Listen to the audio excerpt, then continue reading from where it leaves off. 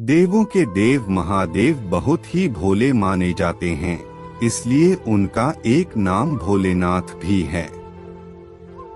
पौराणिक मान्यतानुसार भगवान शंकर को प्रसन्न करने के लिए किसी भी तरह के खास विशेष पूजन की आवश्यकता नहीं होती, क्योंकि कहा जाता है कि वह तो भोले हैं और भक्त की मन से की गई क्षणिक मात्र की भक्ति से ही वह प्रसन्न हो जाते हैं।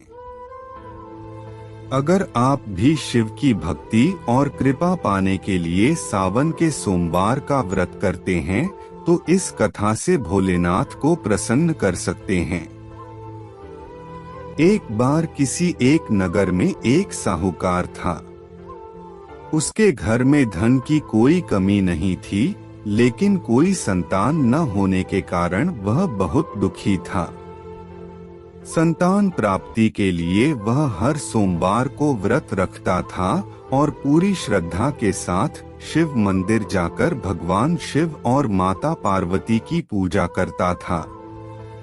उसकी भक्ति देखकर एक दिन मां पार्वती प्रसन्न होकर भगवान शिव से साहूकार की मनोकामना पूर्ण करने का निवेदन किया। पार्वती जी के आग्रह पर भगवान शिव ने कहा कि हे पार्वती, इस संसार में हर प्राणी को उसके कर्मों का फल मिलता है और जिसके भाग्य में जो हो उसे भोगना ही पड़ता है, लेकिन पार्वती जी ने साहूकार की भक्ति देखकर उसकी मनोकामना पूर्ण करने की इच्छा व्यक्त की। माता पार्वती के आग्रह पर शिवजी ने साहूकार को पुत्र प्राप्ति का वरदान तो दिया, लेकिन उन्होंने बताया कि यह बालक 12 वर्ष तक ही जीवित रहेगा। माता पार्वती और भगवान शिव की बातचीत को साहूकार सुन रहा था, इसलिए उसे ना तो इस बात की खुशी थी और ना ही दुख। वह पहले की भांति शिवजी की पूजा करता रहा। कुछ समय के बाद साहूकार की पत्नी ने एक पुत्र को जन्म दिया। जब वह बालक 11 वर्ष का हुआ तो उसे पढ़ने के लिए काशी भेज दिया गया। साहूकार ने पुत्र के मामा को बुलाकर उसे बहुत सारा धन देते हुए कहा कि तुम इस बालक को काशी विद्या प्राप्ति के लिए ले जाओ।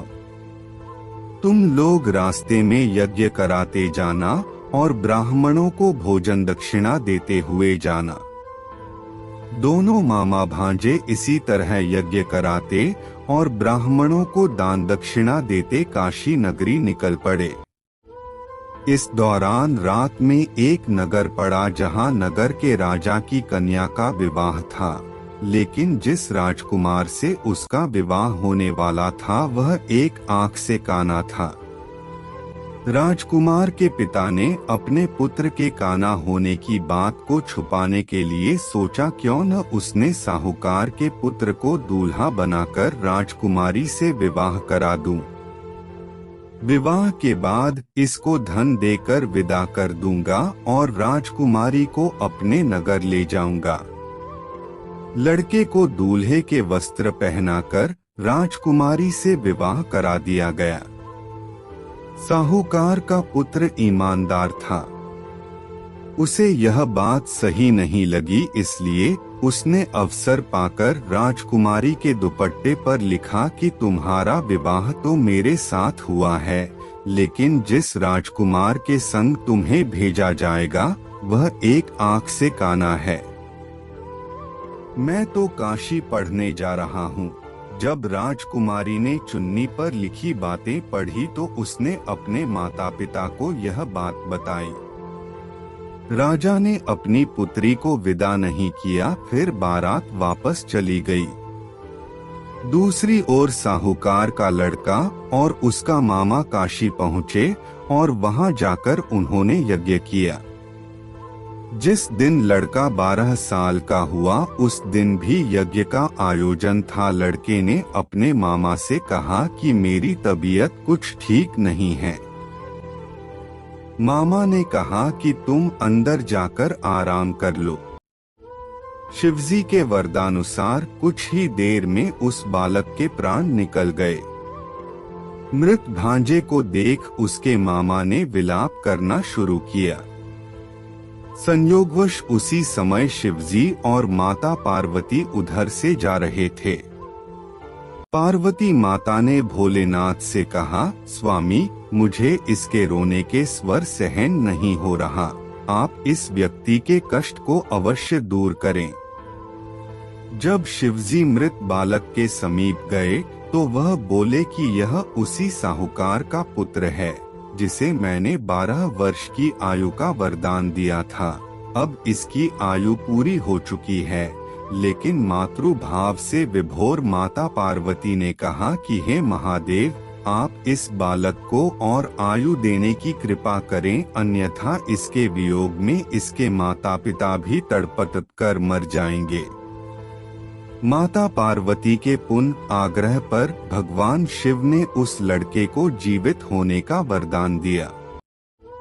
शिवजी की कृपा से वह लड़का जीवित हो गया। शिक्षा पूरी करके लड़का मामा के साथ अपने नगर की ओर वापस चल दिया।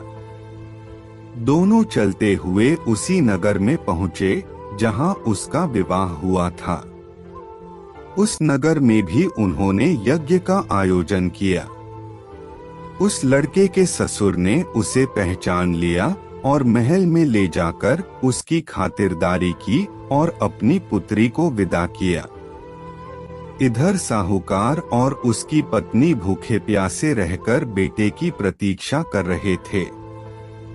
उन्होंने प्रण कर रखा था कि यदि उन्हें अपने बेटे की मृत्यु का समाचार मिला तो वह भी प्राण त्याग देंगे, परंतु अपने बेटे के जीवित होने का समाचार पाकर वह बेहद प्रसन्न हुए। उसी रात भगवान शिव ने साहूकार के स्वप्न में आकर कहा, हे श्रेष्ठी, मैंने तेरे सोमवार के व्रत करने और व्रत कथा सुनने से प्रसन्न होकर तेरे पुत्र को लंबी आयु प्रदान की है। इसी प्रकार जो कोई सोमवार व्रत करता है या कथा सुनता और पढ़ता है, उसके सभी दुख दूर होते हैं और सभी मनोकामनाएं पूर्ण होती हैं।